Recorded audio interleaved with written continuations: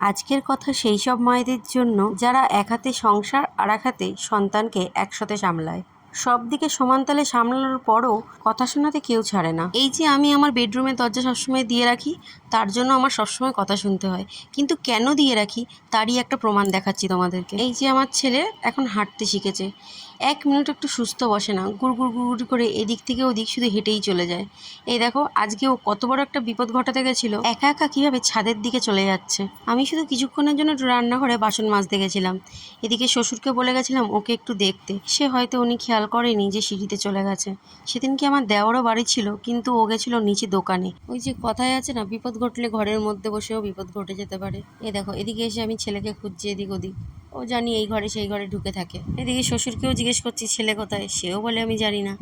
আমি এদিক ওদিক খুঁজছি, যেহেতু ও মাঝে মাঝে বাথরুমেও চলে যায়, সেই জন্য ঘরের দিকে খুঁজতে গেছি। আমি সত্যিই ভাবতে পারিনি ও একা একা ছাদে চলে যাবে।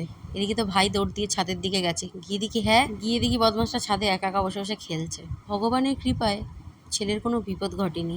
এইসব বিচ্ছু বাচ্চার মায়েদের জন্য একটাই কথা বলবো, তোমরা লোকের কথায় কান না দিয়ে নিজের সন্তানের জন্য ভালো যেটা হবে সেটাই করো, কারণ সন্তানটা তোমার, জ্ঞানদাতার না।